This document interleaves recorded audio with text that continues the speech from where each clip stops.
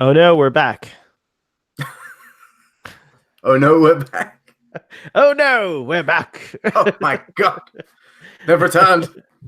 How dare you? How dare you? I was trying to do your Picard impersonation. Oh, I was trying to do an impersonation of you during Impersonating Picard, Picard? but Oh my god. it's very unique. I can't make my vocal cords do those things.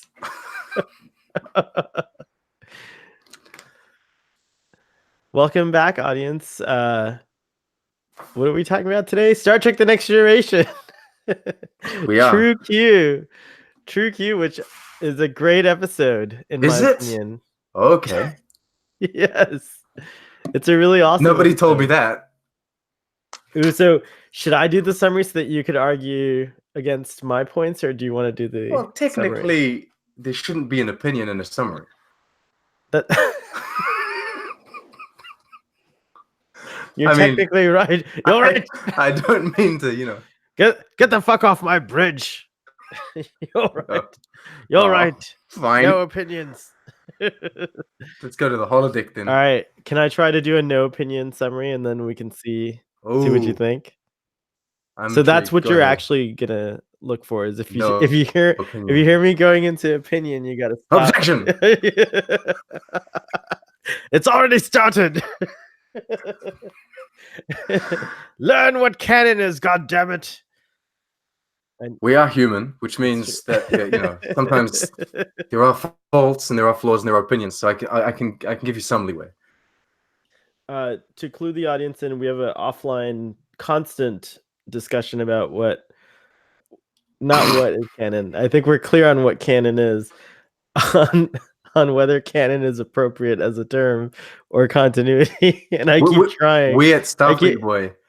I think we need to be like parents. I think that even though we bicker and we fight in the privacy of our own DMs, I think that we need to provide like a solid front. Oh, very nice reference to this. I didn't know you were going to take it there. Bravo. Hey, look, I'm unexpected. I get the bridge clap. Oh my god. All right, so the Enterprise has an unexpected new addition. I actually wrote that down in my notes as well, that Picard calls her what does he say? A rather unusual passenger in the beginning, is how he describes her. Why is this? Why is she unusual? I don't know. She's not yet, wasn't, right. Enhanced, right. That's what I want to know also, but the show doesn't give us that. And Picard checks her out, like he's fully looking her up and down in a very interesting way, and I wondered about that too. He says a not funny joke as well. He says like a dad joke to try to impress her at some point, like in the beginning. You'll at least figure out what the department you don't like. It's like, that's not funny. And then she has a crush on Ryan. The whole episode's awkward. Anyways, it is a bit awkward. Going back to now we're giving opinions. Now you're giving opinions. Oh my god! I don't think we can do the summaries without an opinion. Can you do the summary without an opinion? I want to hear it. You want like a no opinion summary? That's hard. Yes, I'm full of opinions. You just said. Okay. All right. Let's see if you can do it. I couldn't do it. I failed. The Enterprise has a temporary member aboard. It's like basically an apprentice. She's someone that's been selected. Well, I like how your non-opinion also removes gender. You're like, it's basically selected. You're trying to make it so no opinion that so neutral. It's so neutral that it's like it has been invited to medical to discover the person who I have no opinions about. The one. Sorry, you were doing such a good job. Maybe or maybe not a nice person. No one knows. So she's an apprentice, basically, and she's yes. She's going around all of the different like sections of the ship, I suppose, and trying to figure out what's going to please her or not, what she's going to love, what she's not going to love, about being on a starship, and about the the different jobs that you can have.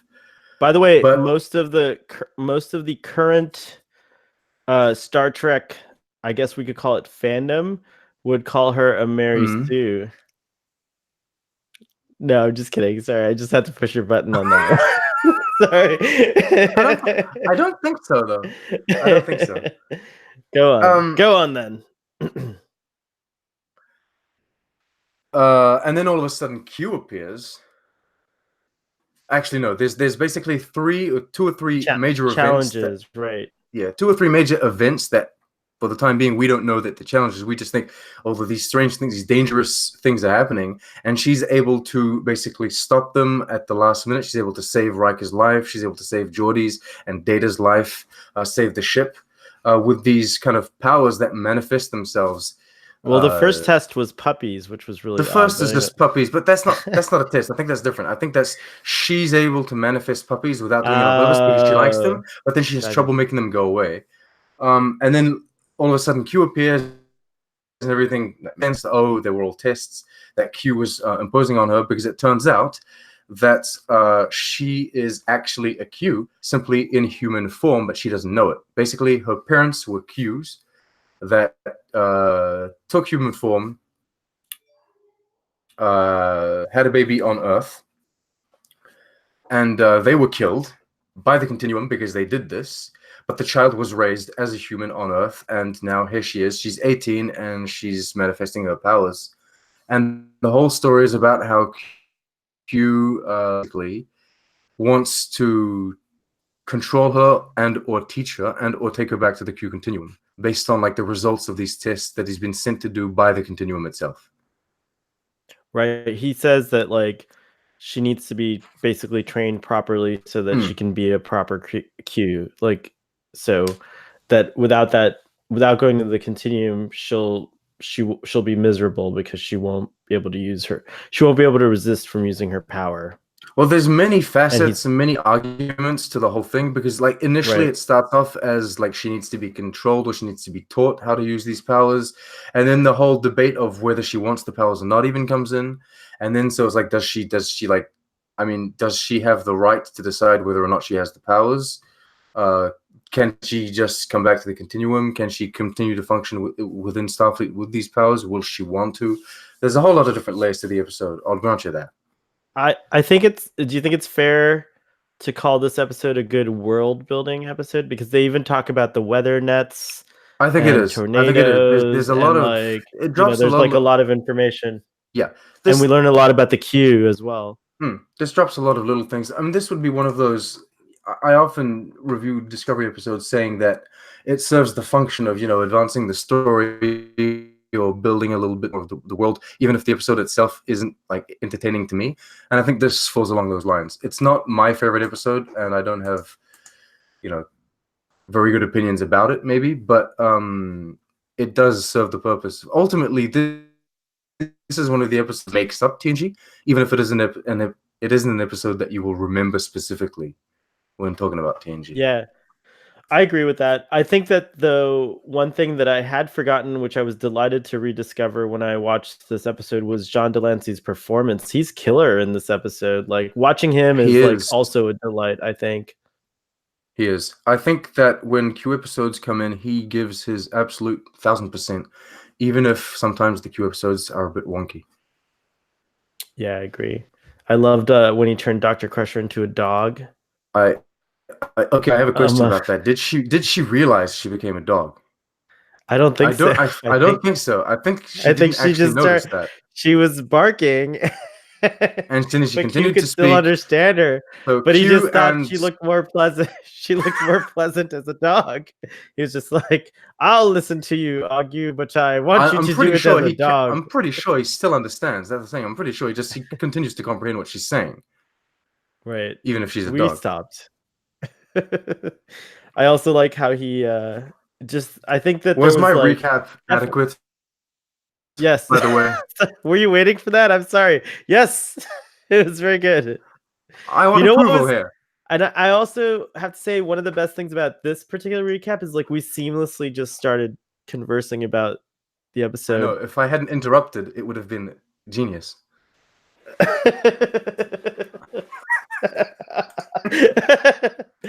I'm sorry. But you did do it. You I'm couldn't sorry. I'm control the sorry. power of the Q, Sean. What is it? What is the deal with all the hand gestures? But at the I end don't scene, know. I don't know if you talked about this in your summary. I kind of got excited there, and I may have cut your summary short. But the last test is not actually a test; it's like real life, Hmm. and she finds that she couldn't. There's the whole plot going on. I guess whatever the B plot, which is there's a planet which has lost the ability to keep its atmosphere at a certain in a certain way, and so these pollutants get all. It's like planet wide. When they show the planet, it's just like a ball Brown. of brown.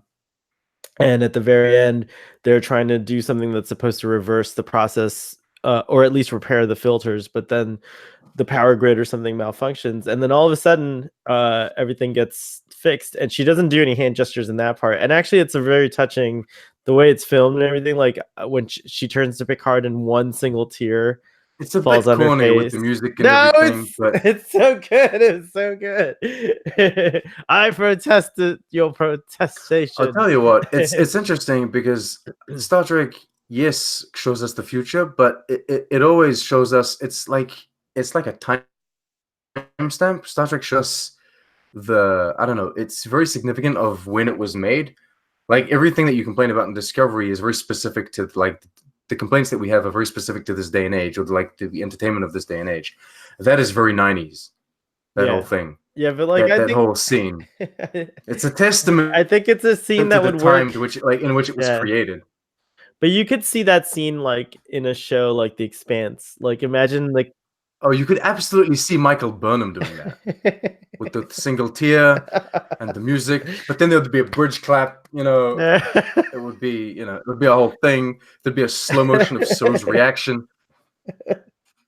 No, but that's the scene's simple. It's not like anything like what you just described. Well, that's Discovery, isn't it? They I make everything Yeah, so I much know, more. but I think Discovery could do a scene like this. But we're definitely You gonna get know, scenes like this in the new Picard show. in Picard. In Picard. Um, did I you have have a questions chance about this to? episode. Okay, real quick though, Picard moment. Since we Picard didn't moment. have you weren't Ooh, a part of the official Starfleet I Picard wasn't. discussion. It's God, it's okay because it's it just was the a first surprise in many. discussion, though. It was the first in many. I caught Humbert out the door, but just real quick, we'll have Yeah, a but Picard moment since this he's the episode. official number one, right? So I mean, when he comes in, I'm throwing out the airlock. I accept this. This is how it is. Nice. I'm very excited. Yes, I I'm very, know. very I loved excited. it. You. The funny thing is, I think when I am when I too. was a kid growing up, I watched Voyager and I watched TNG, and I was very much more attached to Voyager. And I never really liked the episode Family because as a kid it didn't resonate well to me. In my recent rewatch, it did resonate a lot more to have this family moment after the whole Borg incident, what have you. But the whole Vines and the family vineyard and what have you, I was never too emotionally attached to this, which is, I mean, now it's ironic because they make this whole teaser about vineyards, basically. And the promotional pictures are all about the vines and everything, and it's I don't know, it's important. It's super important because it's It such an affected me iconic. more than what I thought, you know. Yeah, yeah, it's true. Well, I mean, All Good Things was a big deal. I mean, talking about shows ending, Game of Thrones ended this week, and we're gonna approach Starfleet Boy is approaching the end of its TNG discussion. We've only got 2 seasons to go, and we're making a steady run. Well, when I'm not Discovery's gonna. not on the air. It's true. I don't think I'll make it to season 7 before the Picard show airs, if it airs in December. If we do But once a week, I don't think so. You might have to start doing like 2 a week, one with me and one with someone else or something. yeah, I mean, we'll see But what we don't have the happens. time to do that. Or we can start cutting down the like we can maybe do 2 today, but maybe do like 2 45-minute ones. But I haven't seen the episode Rascals. I haven't. I have I seen know it. it. It's a I good. know. I know it though. I know it Well, we could talk completely. about you know, it's a casual and informal show. I can't rush it. It might have to overlap, which might be all right. But still, uh, I definitely when I saw the trailer, I didn't go back and watch All Good Things as many have said that they've done, but Mm. I did go back and watch like all the important clips that I thought would you know kind of like be interesting to revisit, and I think that to me like All Good Things just ended really well. If there was no more Star Trek: The Next Generation after that, which we knew was an impossibility, we knew that TNG would go into the films, Did or at least I did. I always felt strongly that you know, I think they were already making Generations or I was a planning it baby or something back then, like that. It right? was The yeah, show you were finished like in a what, little yeah, 94 maybe? 95, I think. I'm not So mistaken. 94 or 95, yeah. I'm 94. So I was 2. So I had no comprehension of these things. You were like Captain Kirk being born on the shuttlecraft as the Narada was Not exploding and quite,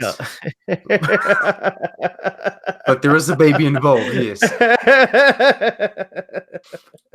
Imagine if that was your origin story though. That would That's be pretty amazing. I epic. would love to have an origin story.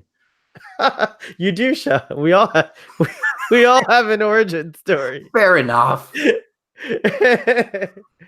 uh anyways, Speaking I of don't know origin where I was going stories, with I all don't know where that were you going with nonsense. this. Where was I going? I can transition into something. Yes, But let's if transition. okay, Let's go. speaking of origin stories, does not the origin story of this girl resemble Amanda. Amanda Starlord Amanda from Rogers. Yes, Guardians it of the does. Galaxy, It right? does. Oh my gosh. It I felt like this. Okay, so I didn't Starlord, even think it about is that, but it's true. a human mother with ego, the non-human father, and in this case, it was actually two Qs. Too cute. But it, I mean, it felt kind of very similar to me. I felt a lot of parallels between Guardians of the Galaxy and Guardians of the Galaxy 2 as well, where they go back to like ego and he finds out all about his past and everything. And this episode is all about that, finding about who she is, where she comes from, And she says at the end of the episode that the power.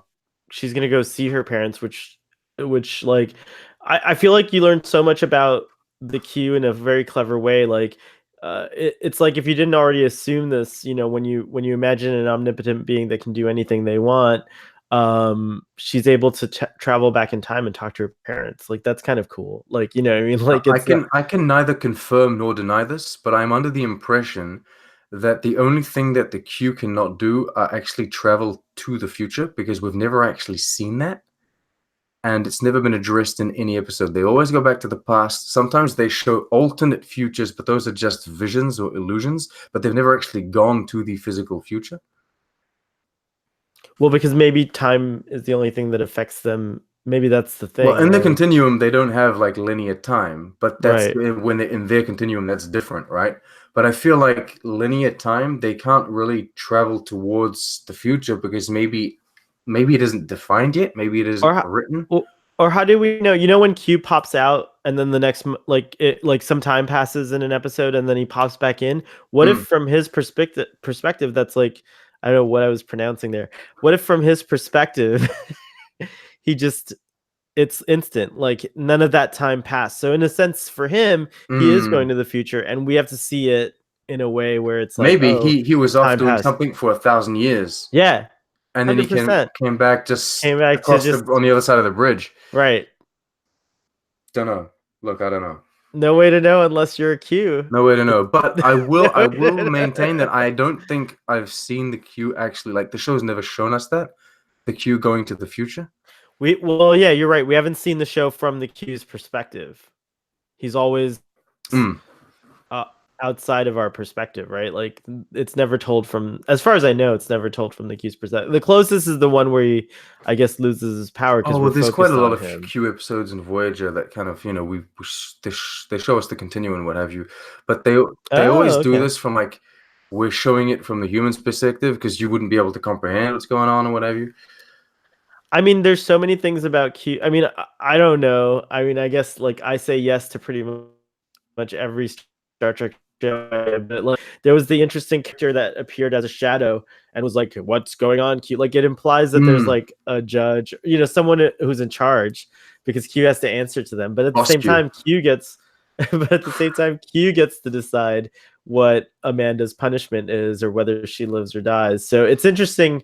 The Q continuum definitely doesn't make sense to humans. To us, yeah, we don't understand. Yeah. Okay, there's this episode in Voyager where basically there's like suns going supernova all across this place, and it's like, what the hell is going on? Like all of these suns are going supernova, and it's actually like a war. The Q continuum is at war. People like the Qs are fighting, and so it's affecting the galaxy in such a major way that suns are going supernova, planets are crashing into each other, and so they show us that in the form of like I think it's the American Civil War, so that like humans can comprehend, right?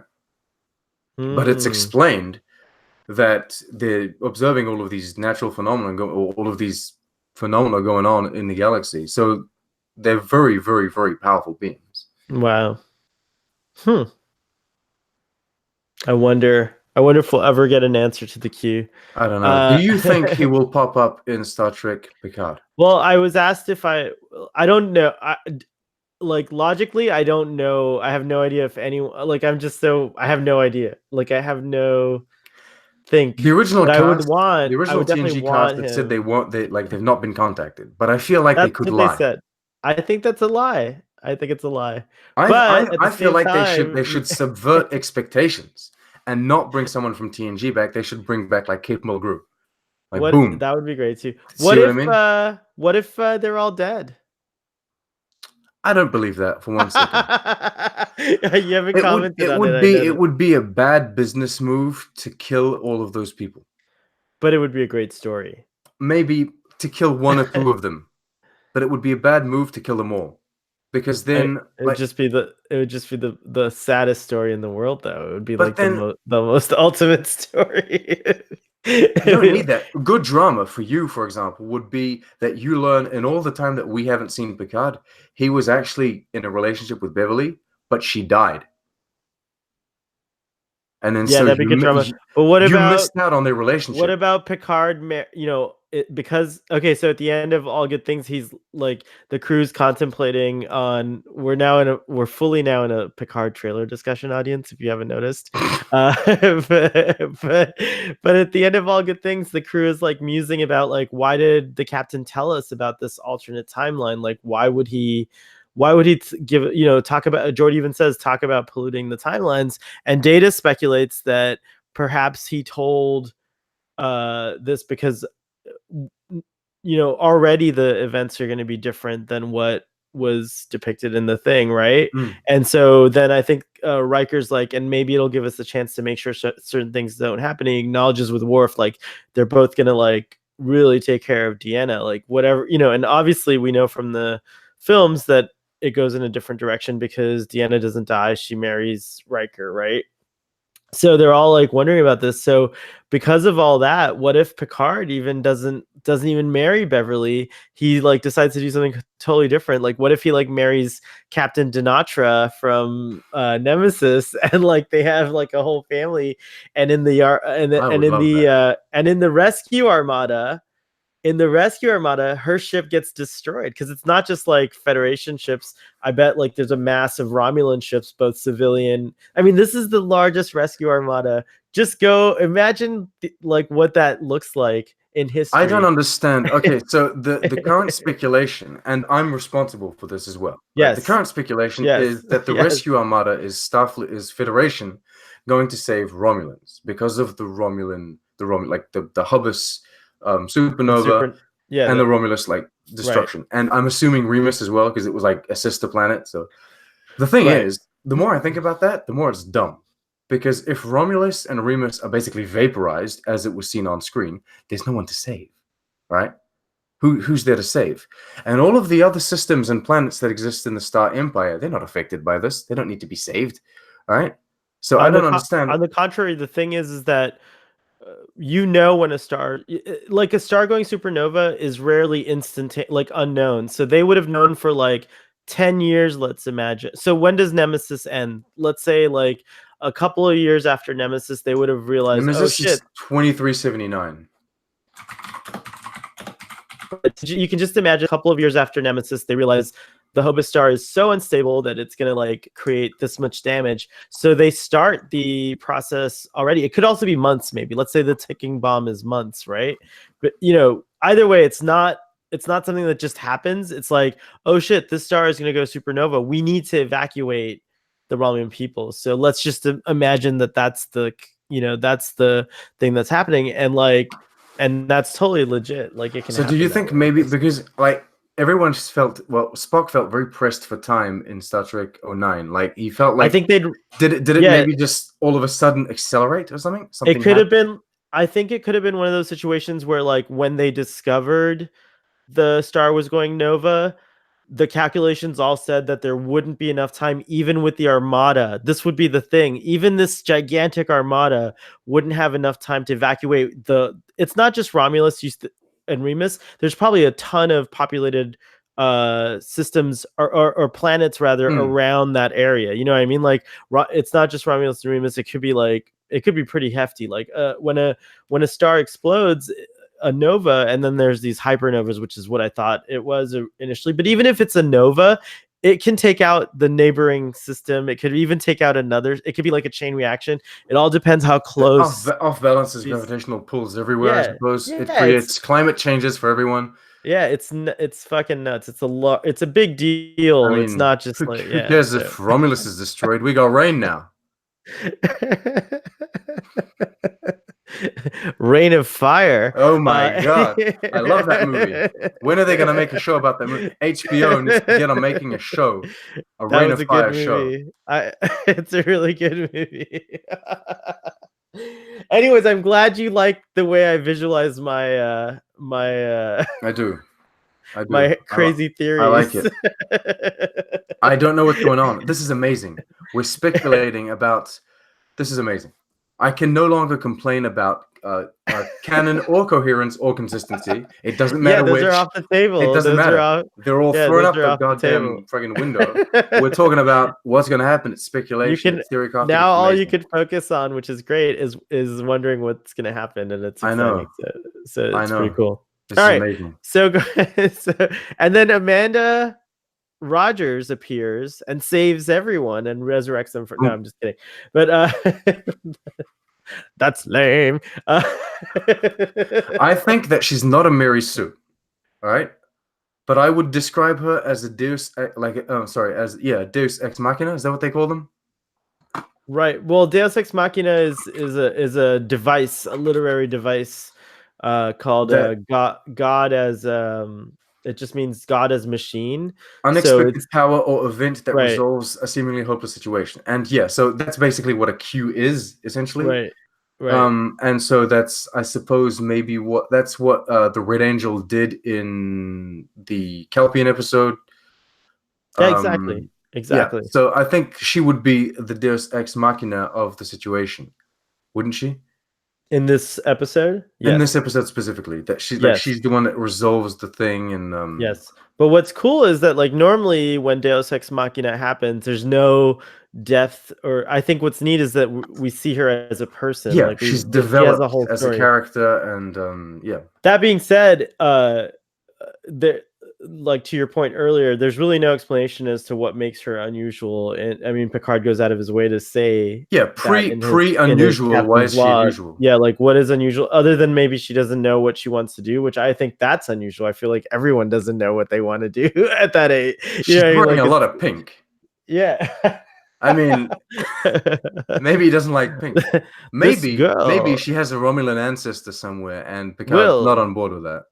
Will, this girl is rather unusual. I find myself preoccupied with her. How about you? No, Captain. I'm not thinking about her at all, but I am definitely dating this woman that we've never seen before from the Enterprise. Who's like, he comes over and he like says hi to the ladies, and then she invites him to dinner, and he's like, no, I'm on this date over here, and it's like right across from them. So she has to like watch. She has to watch Riker be on this date, and then she can't stand it anymore, and she like takes Where's him Guinan? away. I know Guinan would have been great to give Guinan, her I like. think, would have been a great addition to this episode. I Especially there are agree. things in Tin Forward, I think. But then, okay, I feel like Guinan sometimes she's just not on the ship. But then she has the power to make sure no one really realizes she's not on the ship. I mean, she's off doing something else, right? But Yeah, then I don't know. Like that's true. That's a good point. is she like where is she anyway? She would have definitely been a good mom figure to Q's dad, but I think they chose to make Beverly the not well, not the I don't Which know is what strange should be because they called never the really chose her to be Wesley's mother. But then they write her in such a distant way compared to Wesley, and then you come into this here and she's all motherly and what have you. well, she's like I think she is often motherly. I mean, she's the one who raises the objection when Q basically says that he needs to take her away to the Q continuum.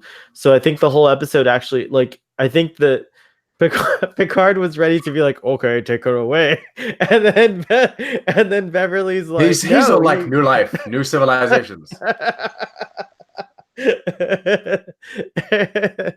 And then that's like, and then remember, like he's like, Picard, I really think we need to talk one on one, and he just like removes Picard from the situation. I mean, there were moments in this episode that were really I funny. loved when he comes out of the ready room because okay, so basically everyone goes to the conference room and they start talking, and then so Q snaps, Snaps and him then out.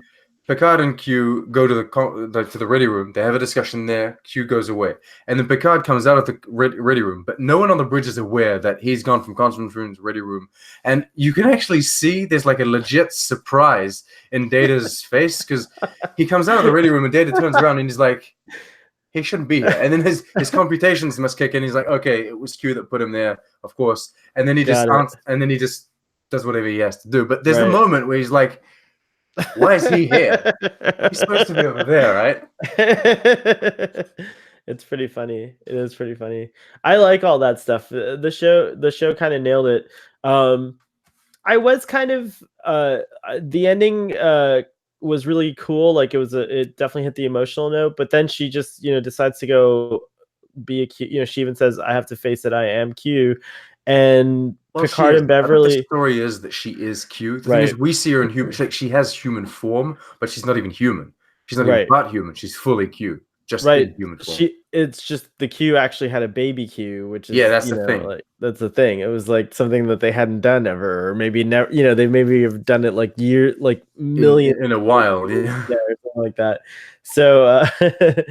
So but anyways, she disappears, and then Beverly and Picard just like kind of exchange a look, and then the episode ends. I kind of wanted like like I kind of wanted like, what the fuck was that, or like some kind of moment between the two of them where they just could have had like This a week. I mean, discussion. I'm fed up with this shit, Beverly.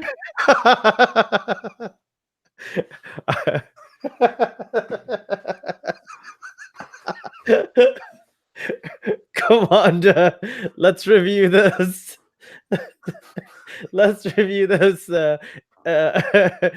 crew evaluations. Oh my god. I have some things to discuss with you. Okay, so does this mean that because there was a whole list of applicants and she was selected, but then she pissed off because she's a Q. Does someone else come in? Like, did they select someone else, or was I Picard think like, the no, runner-up. I've had enough. I've had enough of this. I don't like the next one's gonna be someone else, like a founder or something. No, just whatever. I mean, It's true. What happens next? It's true. Like, if it was a serialized show, we would have the next intern or like the next apprentice, as you called it, as you called it in the beginning.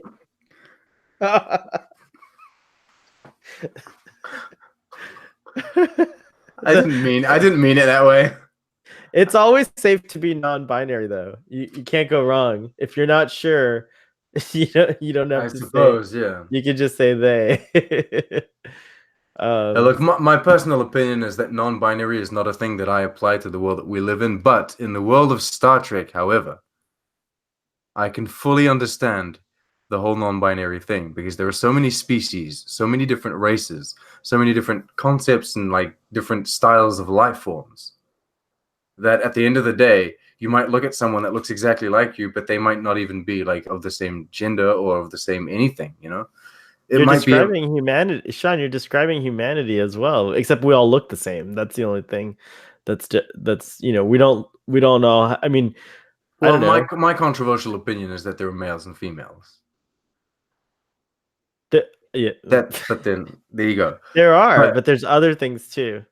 There's room for everything, Sean. Trust me. I'm not saying there isn't a room. There's plenty of room on the planet, There's that's for plenty sure. of room in your mind as well. Open it up. Open the mind, Sean.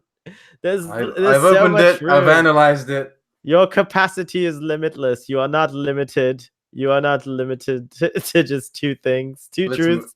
You can live. You can live with 7 truths at once. It can be done. I believe in you.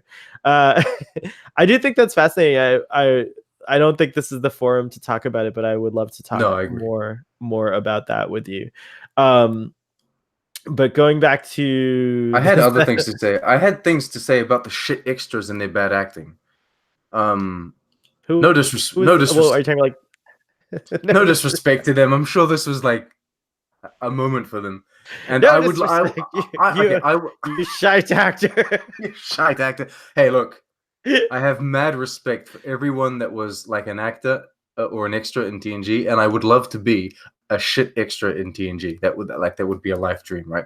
I would love to be a shit extra in Picard, but they don't do it anymore. No, there's no room for shit extras. All right, all the extras today are huge celebrities. Like you might get Seth Rogen, you might get like who knows who you'll get as an extra. Who knows? There's the moment where the container almost falls on Riker and she stops it, right? Right. And there's this one guy. Well, there's 2 extras, but one of them is particularly extravagant. He comes in and he was all like, I didn't even notice. But the thing's already done. It's already he's passed. Like this, like he's basically like this. It's ridiculous. I mean, were you that bored that you were focusing on the extras? You can't not notice him. He's right in the middle, smack dab in the middle of the scene.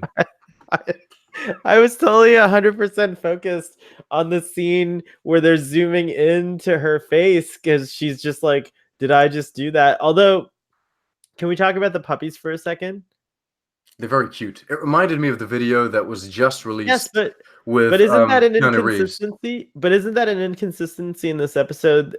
She tells Picard and Crusher that she never control. Well, she said she never used her power before coming aboard the Enterprise. That she just discovered. I guess it's not inconsistent. She's not like using her power. She's not. They manifest kind of. But she's not shocked at all or anything that she can make the puppies disappear. Mm. Do you know what I'm saying? Like it doesn't seem like. First of all, she realizes it's her. I think there's kind of like. Oh, she thinks something's going on around her. Yeah, because she's kind of like, you have to go away now, and she puts them down. She's like, you have to leave. Come on, and then eventually they disappear. Well, her reaction is very unusual, to quote Picard. That's all I gotta say. Like, I think I'd be like, holy shit, why are there puppies? Computer, scan for, I'd be wondering, like, where did these puppies come from? And then when they start disappearing, I'd also be wondering. But again, I guess she was just in denial. It's unusual. That was good. That was actually really good. Because he does say, the woman. He would. That's like definitely something he says. Remember that episode? I do remember that episode. I have these I mean, I've developed new things about Picard now that we do these discussions. Now I notice that he's very racist towards Romulans, and he has he awkwardly speaks about women. This is the Picard. Do you think they will address this? Do you think he will be a racist in? No. No, I don't think he will be a racist. They've already done that with Captain Kirk. We have They to have a have. new lesson. I don't know what it's going to be, but it can't be that he's a racist. He's also not that much of a racist. He's not that much of a racist. He just assumes I that, think he's more prejudicial. Is that the right word? Like he's prejudiced more than he's, I think, racist. He just thinks the Romulans are behind yeah. I think everything. as a Starfleet captain, he builds towards like the most, like the highest probability.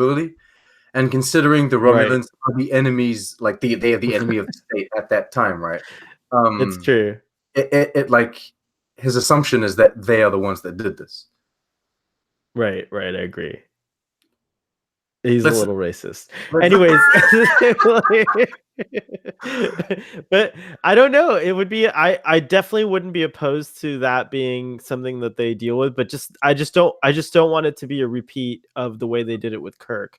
I think it should be done in a way that I think it's important to keep telling that story because it's true that we all have like ideas about the other, quote unquote, like right now, like it's very hard to resist some of the propaganda that the true racists in the world are giving you, because sometimes fear is involved and things like that. So I think Picard definitely falls into that trap. So I would love to hear about that from that kind of perspective of like, if he was racist, it was because his society, the Federation, created fear around the Romulans, and rightfully so. The Romulans are pretty mischievous, or were, up until their star was going supernova, and they needed to be saved by the largest rescue armada in history. I'm sharing my screen as we speak, You and found you. and this is the guy. All right, look at him. Hold on. Look at him.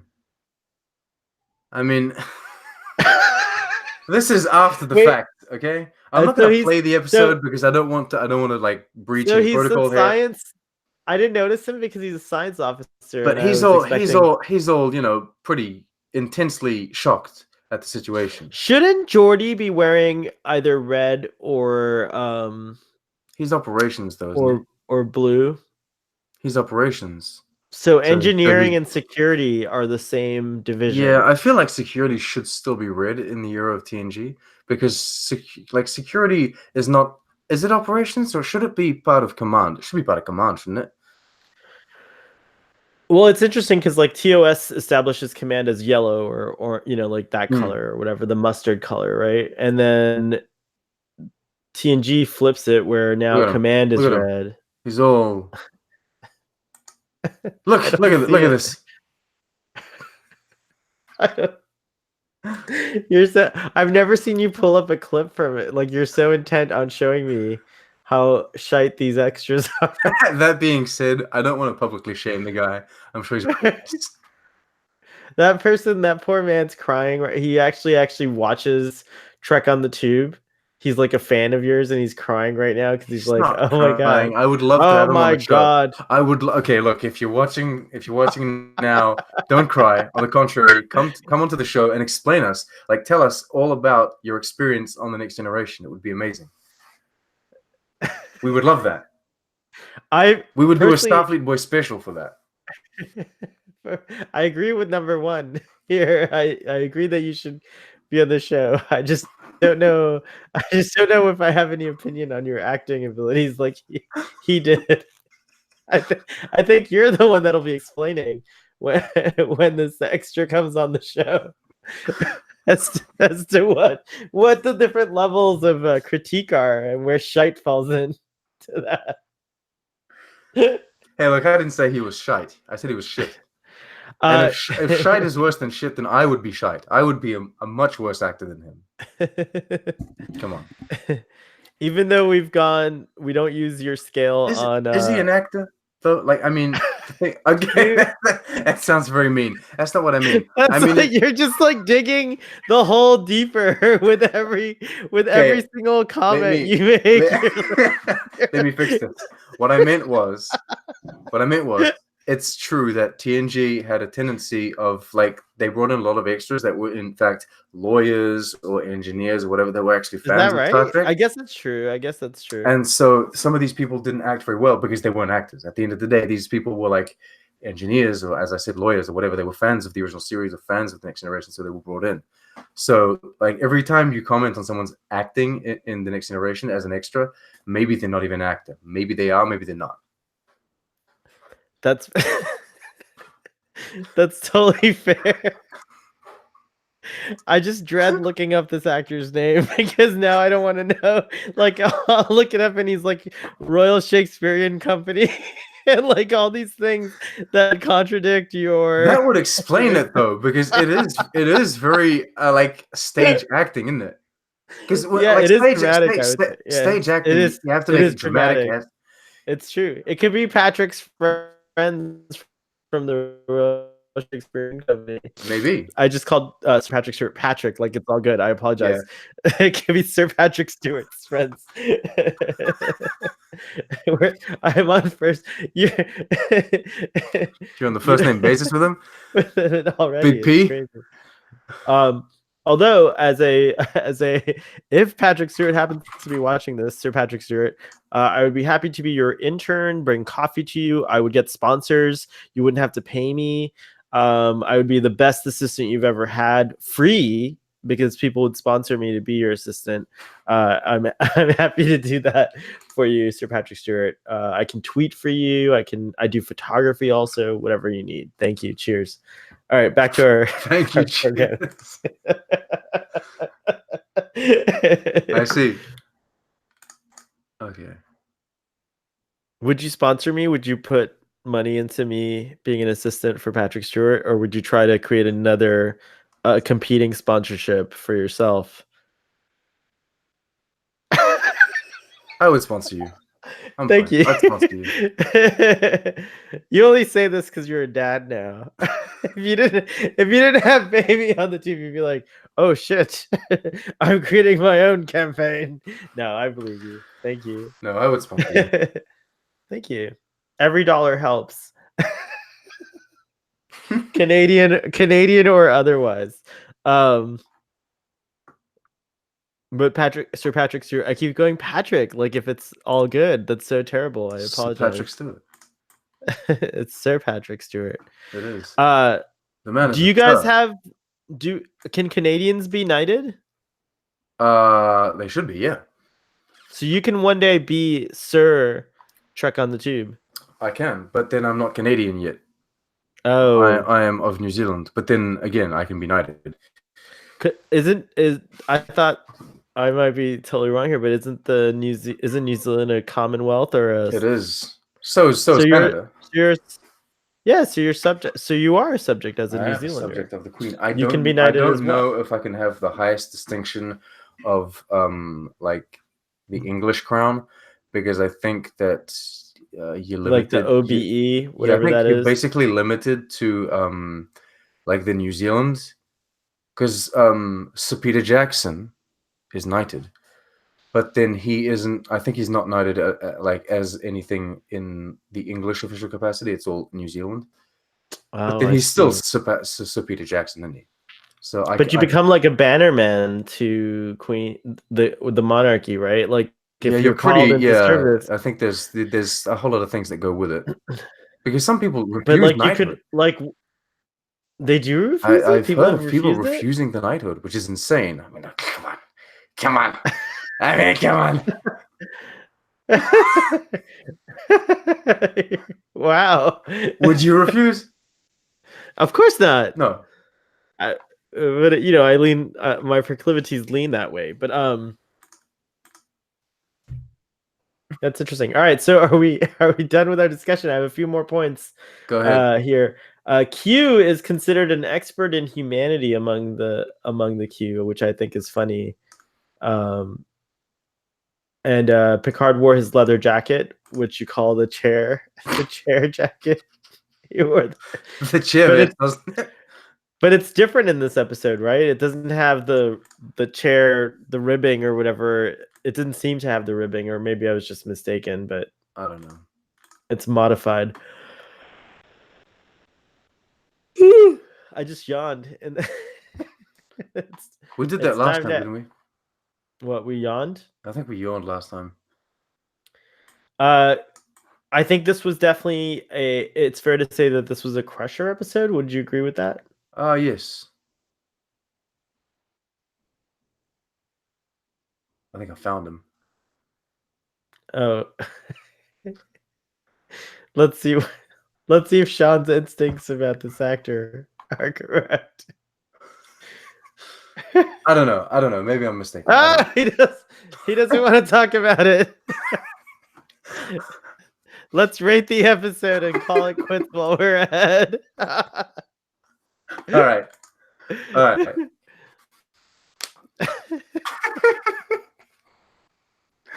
What's your rating? What's my Mike, rating? I go first. We Yeah, can't you'll get. modify your rating. You will It's true. It's change it. true. It's true.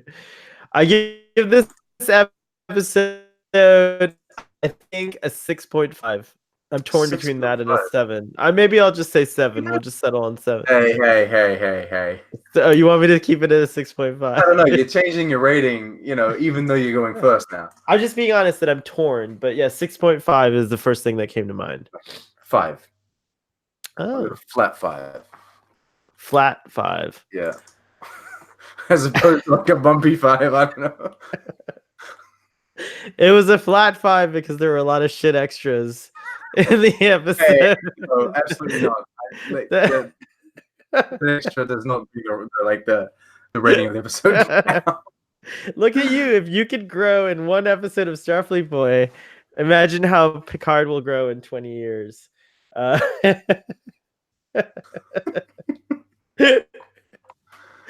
Oh my goodness, this was one of my favorite Starfleet Boy episodes ever. Was it really? It was. Yes, no, for real. It was awesome. It was fun hanging out. Do you have anything to promote? Yes, you do. You have your video about the Picard teaser. You just went totally muted. There's no sound. There's no sound. The sound is gone. I'll promote for you. Sean went on mute, but everyone go to Trek on the Tube on YouTube and check out his latest video, which is an awesome breakdown of the Picard teaser.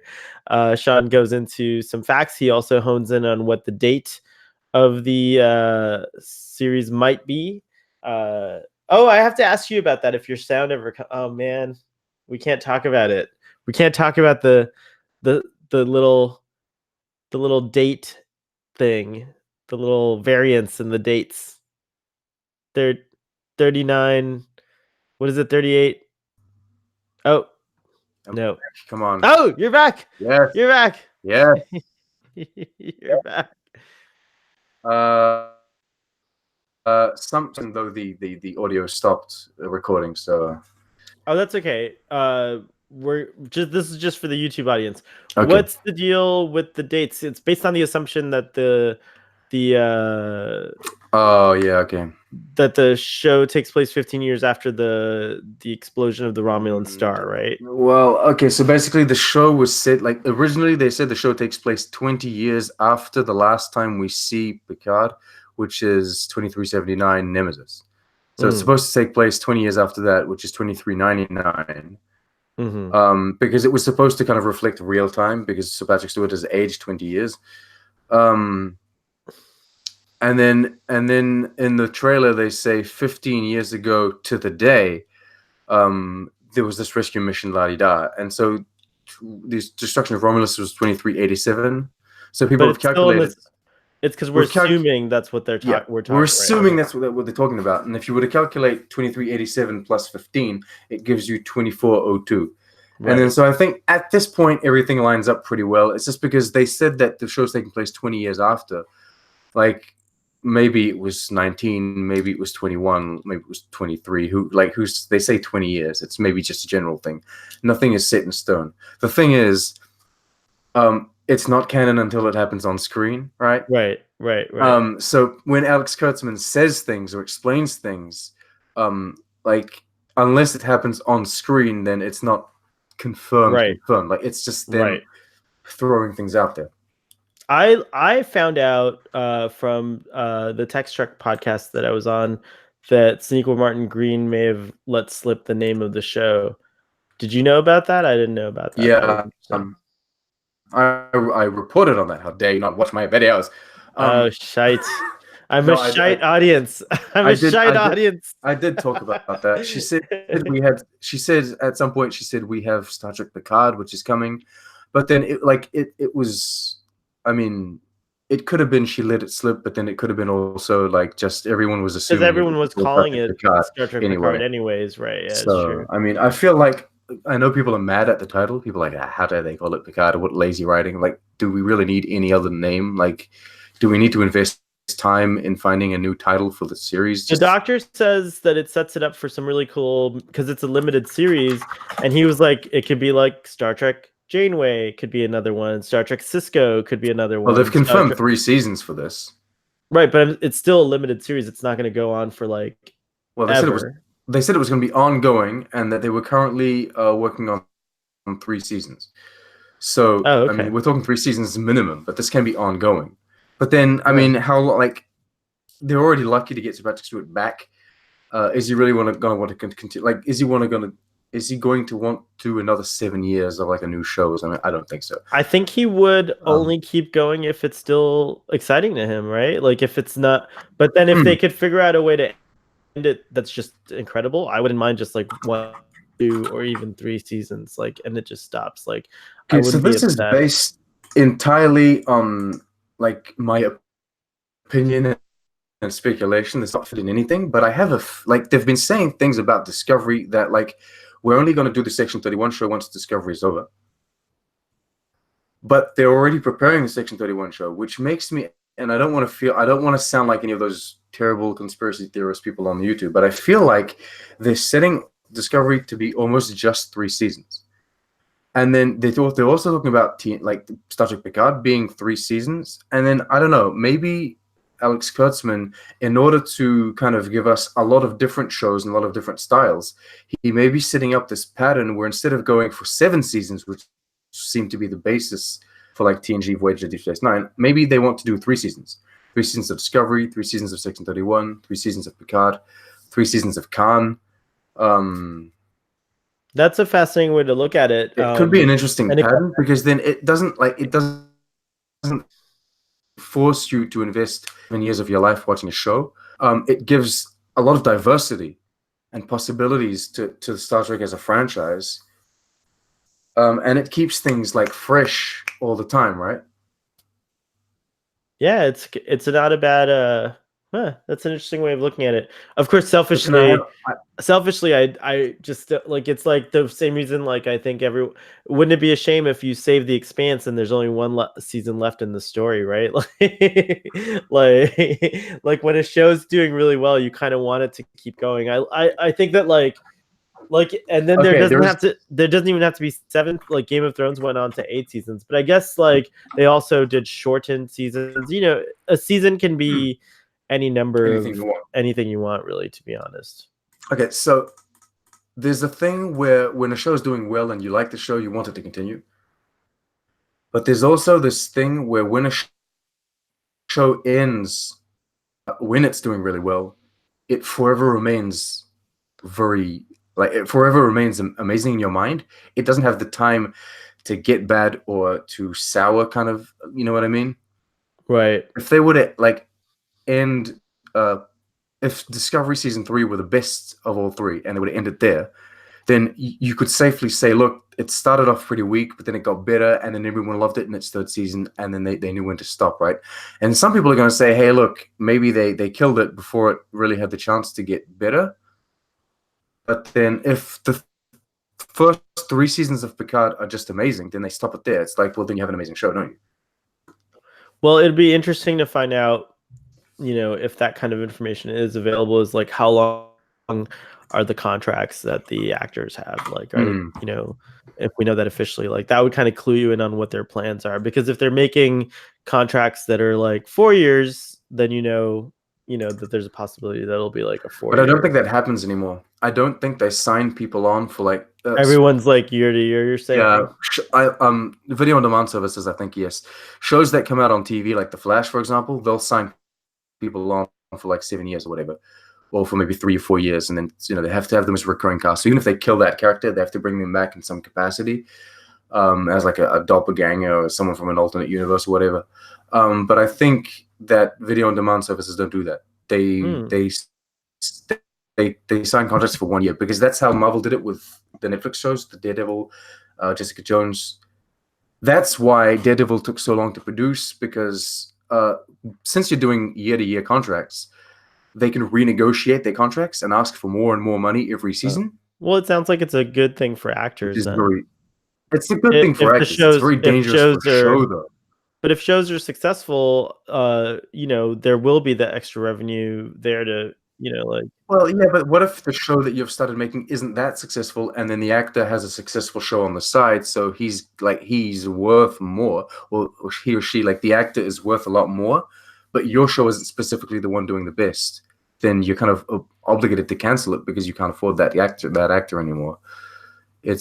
But then I do think it is better for the actors, like, to renew your contracts like that. And yeah, It's I think maybe it's not fair. as safe though. It's maybe not as safe though, because at any point I think they can pull the plug. Then they can say, "Look, Right. we did 2 I mean, seasons, we don't want another." if you have an actor who doesn't want to be on your show, the show's going to fail anyways. Like if the main, you may as well just cancel the show if the actor doesn't feel Yeah, fair somehow enough, invested because in they're not it, invested in so. it. Right, exactly. So it all works out, I think. It all balances that out in the end. It's very excellent. We'll see. But I do think Yeah. they're producing 1 season currently for Star Trek Picard, and that's it. Oh, They kind of 3, but gotcha. the idea is to make 1 for the 1. moment. I would assume, like, just to see what's going on, see how people react to it. I think they must be pretty happy with the positive reaction that they're getting. Oh yeah, the trailer People got seem very happy about this. a million views, which seems like a lot for Star Trek. I don't know. Yeah, well, Star Trek isn't that hype, to be honest, but I'm hype yeah, about it. The about you. hype never ends. I think I told you. I mean, the space teaser has 900,000, and that's just Canada, right? Mm-hmm. Yeah, I saw. I think I sent a photo screenshot or whatever. But all right, number 1. Okay. Number 1. Yes. All right. Yeah. Pay attention. Sorry. I was starting to promote.